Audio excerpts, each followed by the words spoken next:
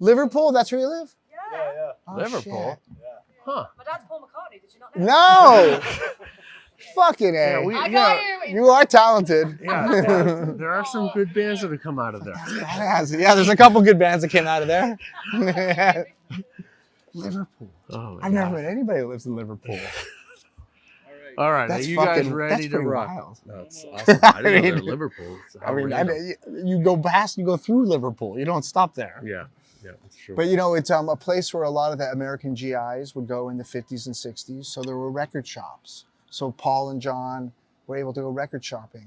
A lot of places in England didn't have record shops, but it was a port for American GIs. So they had to have American music there. And that's where they got their blues and jazz. Seriously? Yeah. I hope you're rolling. This is incredible B-roll. I This thought is I was a rolling. Beatle-aholic. Oh, man. But this is cool. I was very lucky at Mates where we rehearsed in Los Angeles. Yep. We know it Ringo's well. kit was next door. And Okay. It wasn't the old one, but it Okay. is the one they're on tour with. Okay. So I was able to sit behind it for about 5 to 7 minutes and, Oh and be my- Ringo Oh my God. and touch and feel. And it was the new cymbals, new drums, but it's the way he sets them up and Yeah. it's his drum kit. Still Ringo. Yeah. And the snare sounded so great. I think it was a wood snare that day. Which his Beatle snares were wood. Exactly. Right? So he wasn't in the trend of the superphonic, super No. sensitive metal drums. I mean, you think about Ginger and of course Bonham. Right. Right. And, They're superphonic guys, really. Yeah, there was a sound to that crack. But, Yeah.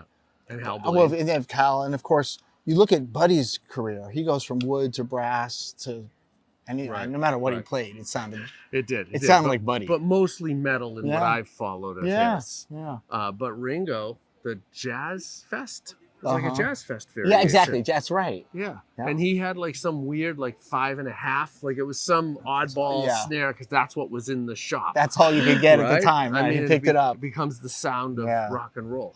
Yeah, I always think about Ringo's drum sound, and I worked with the great Bob Ezrin, and also Pink Floyd's got great drum sounds. And I said, Yeah. Bob, how do I get I love those Bob. sounds? And he says, you're hitting too hard for those sounds. You got to hit very quietly, and then I can put really expensive mics up and make them very sensitive. But if you want to give me everything you got, we're gonna, get a different drum sound, because Nick Mason is very casual back there, but he brings the sound out of the drums, But So the sound behind the wall, yeah, to exactly. name exactly. one of many iconic Yeah. albums Bob Ezrin's done, Nick was not Yeah. No. pounding the drums, even though you listen to the backbeat and another Yeah. brick. In the flesh, Yeah. another brick. And it's big. And another thing he told me is that Jeff Porcaro is the drummer on Mother. So they went to LA, Roger and Bob, and they recut the drums for Mother with Jeff. So if you listen to Mother, And is he credited? Yeah. Oh, okay. Yeah. I have to look and see. Yeah. Oh, wow.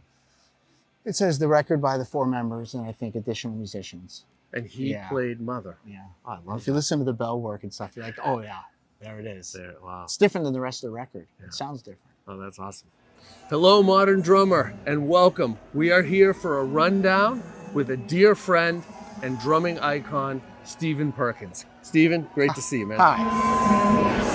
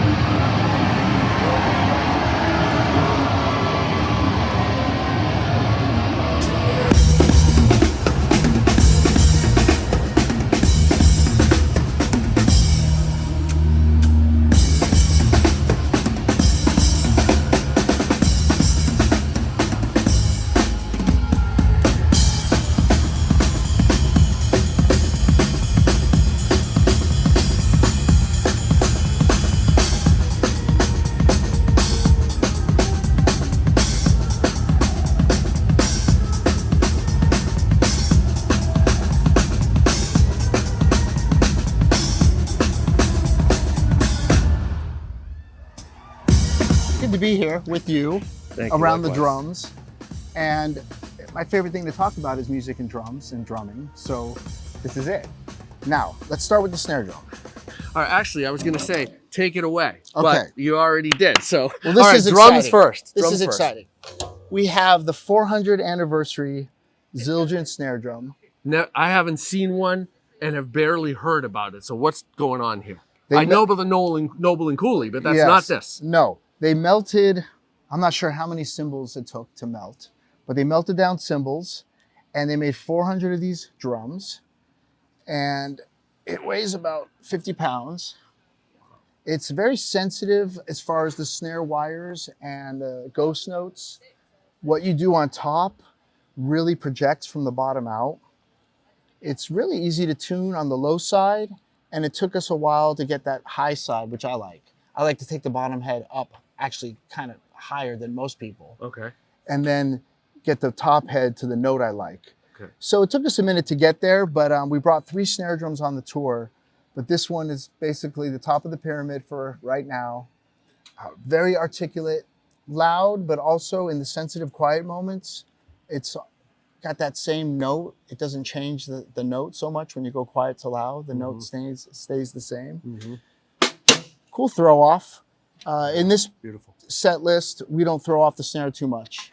I keep the wires on most of the night. Okay. It's got a lot of snares in the snare bed. I got my Canopus snares. I think that's the 30 strand. Okay. And right now we're using the clear P14 head and a little bit of this Ritchie ring to take a little of that honk. Okay. You know? This is number 355, everybody, which you'll That's see right, out in of the B-roll. out of 400. Out of 400. And you know what's great? Beautiful. That's a beautiful engraving. I wanted to get 10 lug. number 13 because I was born on the 13th. It's my favorite number. And they said they just pick them randomly. But if you add up 355. That's 13. Yeah, I got 13, man. I love it. It's man. crazy. That's awesome. It is heavy. Yeah, it's and quite I can't heavy. wait to hear it. Thank and I you. haven't seen one in person.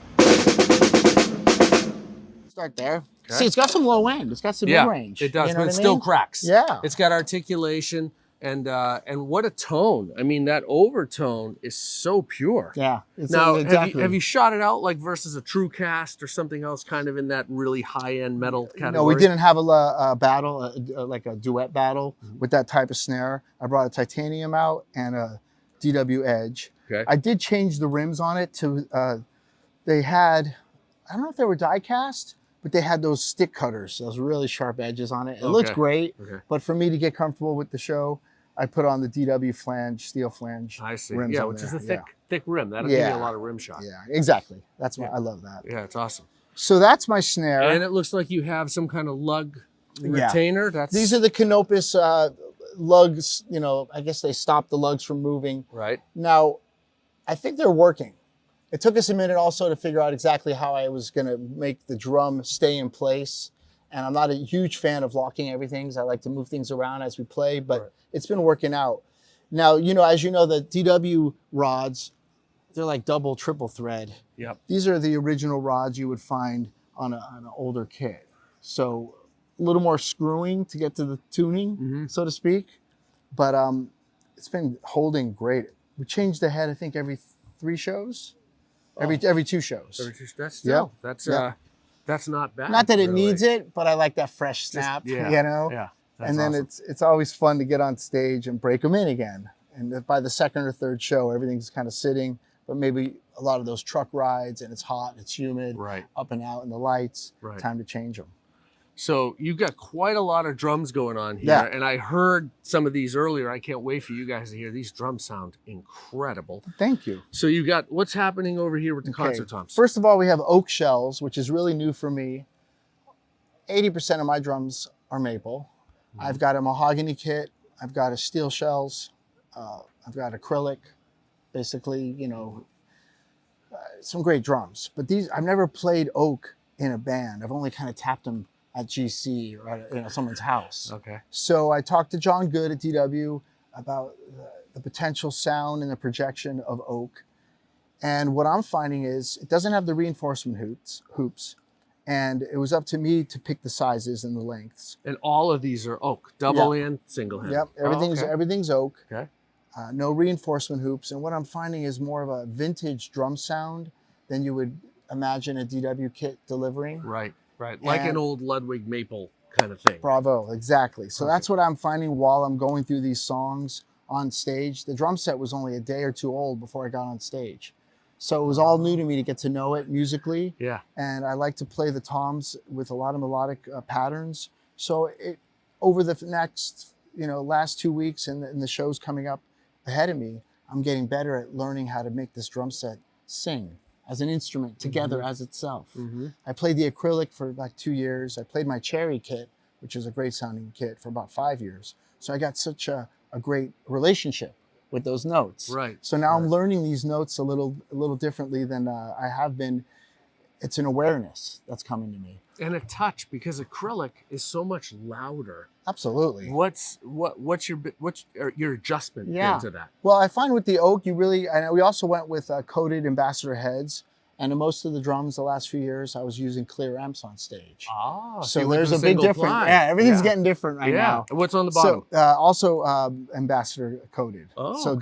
double, single ply heads. So very purist approach here. And that's also bringing the vintage life out of it. I see. And what it's bringing out of me is the kind of looking back as when I started as a drummer, there wasn't that many options drum head wise, right. and you tuned the best you could as a young man. And so what I'm finding now is what to bring out of these drums is touch, is technique. And on stage, you don't have much time alone. Like usually I'll be alone with my drum set. I'll get to know it. I'm not having that time. So I'm on stage. Yeah, I'm on stage playing it at full volume or dynamically at quiet moments. Right. So everything I'm learning is in the moment, and that kind of makes it an experiment for me every night. And that's been fun. Now, I usually don't bring an 18 with me, but it sounded so good in my garage, I couldn't resist. So I went all the way down to the 18. Because you had this kit for 2 days before it went in the truck, and here we go. And that's what's great about the company DW I've been with since '87. Oh, okay. And so you've been with them a long time. They've been so great to me. They make great drums. It's just incredible what they do, and they're there to please. So they said the drums are ready. I went and picked them up with my drum tech mic, and we unpacked them. They're beautiful looking, but we didn't get a chance to rehearse with them. It was just like, all right, hit it and quit it. Now the sizes here, we have 8, 10, 12 single-headed. Okay. Extra long on the skirt there. Okay. So the depths are a little longer. We tune them a little high because I like to do more of a percussive African experience with them than Latin timbali. Still have a little bit timbali.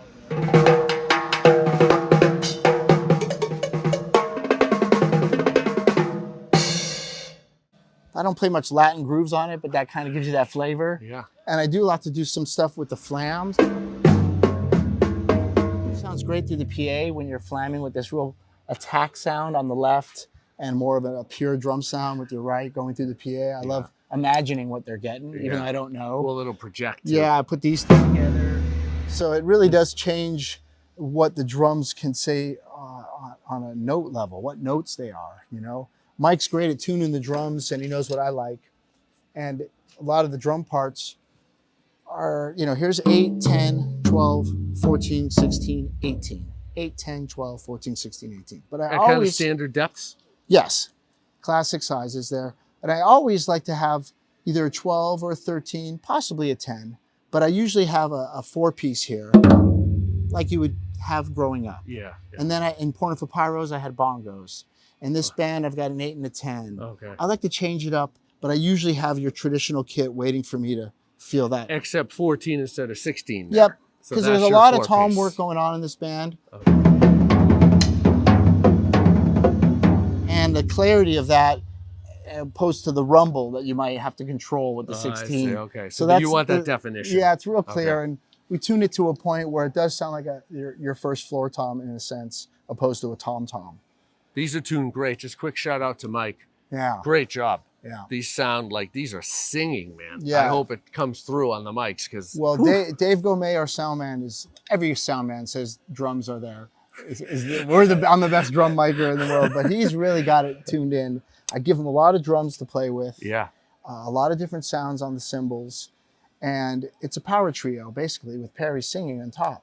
So he knows me and Navarro love Rush and Cream and Hendrix. When you hear rock musicians having that jazz conversation with each other, Right, you know, right. at a high velocity, high volume. Right. These drums Yeah, are there for you. they are. Because those guys were inspired by all these different drum sounds. That's true, as we man. all know. And so, you know, if I do want to do anything, your traditional, high to low, I get pretty good at that. And I you also, can do the kneel thing if you want to start absolutely. way over there. And exactly. go- You guys have to be ready for that. And also, it's fun to have a tom fill when you start with your right and have your left here. It's still high to low. So I have nice triplets here. Nice. And What's going on with the bass drum? the bass drum is a small 20 by 14. It's a 20. 20. Okay, because I noticed it's Yeah. not very deep and the diameter was a It's little really smaller. easy to play, very quick response. And enough bottom. It really is. And, you know, if you think about it, the 18 and then the 20, it's a perfect combination as far as the notes going down. I have a lot of action down there, you know, you know, and so the smaller drum really is defined, articulate. You don't lose any of that low end punch. Dave Gomez is real happy because I have a 24 by 14, which was made with this kit, and also a 13-inch tom. We left at home. These poor guys. I feel bad. You know, they're in a box somewhere. Like, why? Why'd you make me? They're I'll one get to drum them. away from another kid on Yeah, their own. I know. You can have a Bring the beat 18, kit. exactly. So, but the 24 by 14 sounded incredible, and it really, you know, gave you a good punch. But It's a different beast to play. It really And is. it also changes your tom oh, heights. forget that. You know that for sure. I like it flat and low. And what's so great about this drum kit, besides the sound of it, the look of it, and the idea of playing oak and going for more of a vintage flavor, is Mike the tech and I just dreamt up this great rack that is nearly invisible. Yeah. And The drums are almost floating. they're floating drums. We've got a couple Fantastic. custom pieces to make it all look and feel like everything's floating, including the snare drum. And Oh, that's yeah. exciting too, Look at because that. Wow. Yeah, Did you get all that in the it's a B-roll? very custom, you know, it's hard to think of something original and get a surprise in the drum world. Yeah. So we're trying to surprise I'm each surprised. other. Yeah, exactly, exactly. And I see a lot of drums every day. But this is, yeah, these really, for a rack system, these are even more discreet than a rack system. Absolutely. Because you don't even have the rack over there. Yeah, we dropped it to the ground Yeah, there. the whole kind of, Just wanted to- spider thing. is not Exactly, it's not even completely there. discreet. Wow. And then, Awesome. so we have some couple cowbells, a block. I use LP? those. Yeah, we use those quite often. And then on the cymbals, I have a K splash. We have a 17, a 19, and an 18.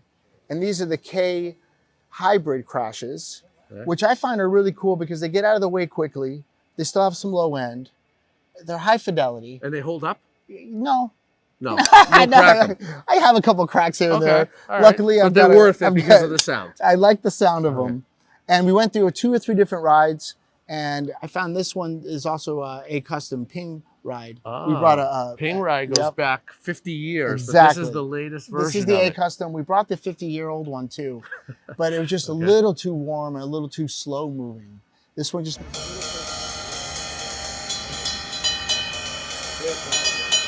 smells nice and clear. We customized my little clip here because I don't want anything in the way, because when I'm Yeah. in the heat of it all, I don't want anything, you know. No wing nut. Exactly. Yeah, nice. And then we have a 20-inch A custom crash, a thin crash, not a custom. And that's for the extra large explosion at the end of the big fill, you know. Okay. These are quite thin. For a thin crash, that even sounds deep. thick, Yeah, right? yeah. Next to these, and that's a thin crash. Wow. So.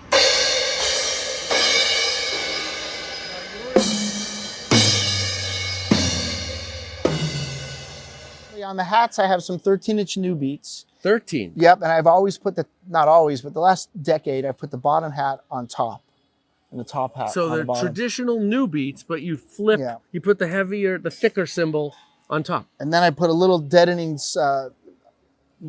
basically notebook paper. And that kills a little of the sting and brings a little vintage sound to the hats. Because I spend a lot of time, like most drummers, rocking the side stick. Yeah. And, it really can be, volume-wise, hard to control this while everything else needs to be mic'd precisely. So I kill the sting a little with the paper. Yes, now that you brought up Roland, They actually bought DW. What about Roland? Well, the good thing is they're a company that took over DW, and I'm very happy for John and Chris and Don Lombardi and everybody else. Donuts are on you next time, Don, by the way. Exactly. But I do think that it's an important moment for me to have this drum set with the management in place with Don and John and Chris. So I have a feeling this will probably be the last drum set I get with those three up at the top of the pyramid. Yeah, the DW visionaries. Yeah, so that's an honor for me. This drum set will go down like that. Sure. My first drum set was 1987, and I've been so fortunate. With Don and the same John. team, Yeah. exactly. Yeah, Chris was a kid. Exactly, Chris was a But kid. the rest of his. So the that's same the guys, and they've really helped me sound good. They've helped me keep inspired. And every time I get something new, I reach back and say thank you. Because it's a dream come true to think of a drum set, and then 6 months later, you're playing it. Yeah. And then to be lucky enough to be at a venue and play it at full volume, or have someone to talk to about it. No, it's amazing. Yeah. And this kit sounds phenomenal. It does. What's the finish that you Okay, use so the finish is called Aztec Gold. Is it a standard finish or custom? It is custom because the reason is they couldn't paint oak drums. So the final ply is maple. So it's an oak drum set with the last ply, I guess you would call it an exotic. Okay. So the last ply on the out is maple so they can paint it. And they added a tiny bit of crushed glass, like the powdered glass. Not that's pieces. why it has like a very subtle kind of zhuzh to exactly. it. Nice. My dream at first was the great Keith Moon played this color drum set in a movie called Tommy, directed by Ken Russell. And then there's a song, Pinball Wizard with Elton John, where he's beating it up and he's having a good time with it. And the color always struck me. Years later, Justin Kreutzmann making the movie Let There Be Drums. We'll be talking about that in the podcast. Go on. He brought Mandy Moon to the interview. Oh, yeah, she Amanda, brought sure. the drums. Oh. So me and What? Yeah. So I got to sit with that drum set, and it was just an inspiration. Say, you know what? If I get another drum set one day, I'm gonna have that color in my life. Awesome. And Steve Adler was with me during that day. So it was me and Adler, drummer from GNR. Yeah.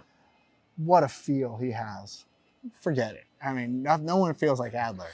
So both of us were drooling on this premier drum set, which was this color. Iconic. So now I have it. And so there's a couple photos I've sent to my family and my friends with Keith on his yellow and me on this one. Oh, man. I'm trying to get closer to Keith. Is any way possible? That is so cool, though. But yeah, also we have the DW machine drive plates, but the chain driven pedals. Dual drive. Yeah. I love those. And I play barefoot. I just love the way they feel on my toes. And that's that. And then as far as the electric stuff, very simple moments during the show where I drop an 808 at the end of a song, or possibly an explosion to really just put the finale on the last beat. Sure. It doesn't really work with the band as far as playing any kind of snares or tom-toms. They're just effects. Right. And then I do trigger a great moment where we had this wonderful woman introduce the band in Spanish back in the day. So I have that. And we use that. And you're firing that that sample. I fire that, yeah. So you got one there and one here. These are very simple moments, you know. What are you playing it from? What's it connected to? Oh, right now. The SPDSX? Yeah, that's right. Oh, okay. And Mike's got it down there for make sure nothing goes wrong. Oh, here comes the beautiful Edge. Oh, nice. Which is also a big, heavy beast. Oh, yeah. Whew, get your work cut out for you.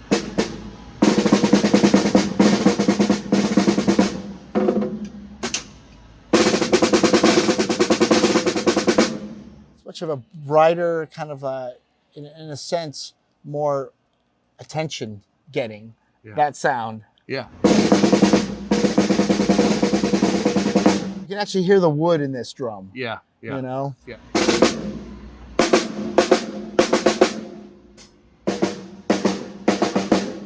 There's nothing wrong with either of these. They all work. No, they both sound, they both sound great. And it's a beauty. And I can attest to the fact that this is heavy. Yeah. And there's a new throw off. You can have your snare wires. There's a midpoint? Yeah. Or what? Yeah. Look at all those points now. But are they actually? But they're actually the snare.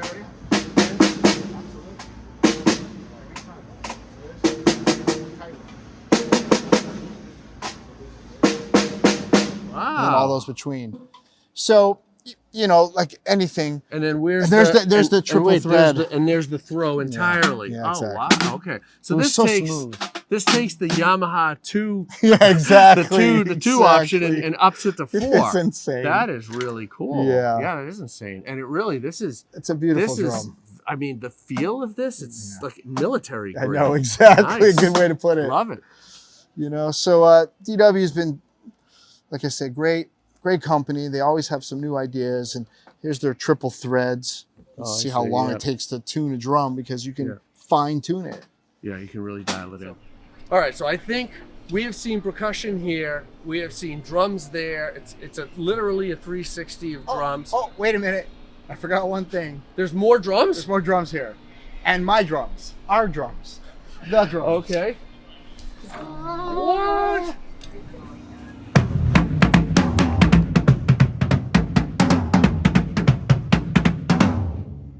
This is for the big finale of the show, or the encore. The song's called Chip Away.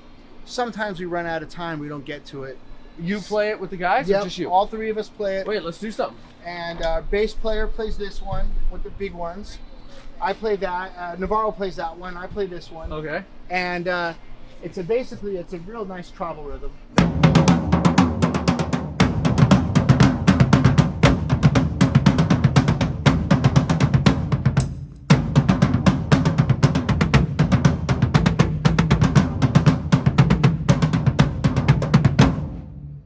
That's what we're doing, Al. All right. The crowd usually goes crazy. Come on, what Come the on, hell? give What me a fist happened? Yes. Where's our crazy crowd? But so this song is Thank you, called honey. Chip Away, and then once in a while, Michael actually hits some subsonic electric sounds to join us, Oh, nice. and it helps the whole place kind of vibrate. Perry does a chant about finding himself and chipping away to get to the real him. That's what the lyrics are about. Chip away. Wow. And it's More pretty cool. DW? These two are DW, and believe it or not, that's a Remo marching drum. Oh, okay. Cool. Sounds pretty good, doesn't it? Oh. We're all quite different. Yeah. Yeah. Wow. And But up front- deep. These are. Yeah, those these two are- are deep, and this is the one Navarro plays, which is keeps a steady beat. I really keep the whole pattern. I have that ground floor going. So I met Navarro in marching band. He was playing. That's awesome. I remember him on bass drum, and he recalls he had to play cymbal for a month. Okay, And which he's- is why you took yeah. up guitar? Yeah, he's like, I don't play cymbal. But he was on bass drum, and then we both ended up on snare drum. But the whole time he was telling me, you got to come over, I play guitar.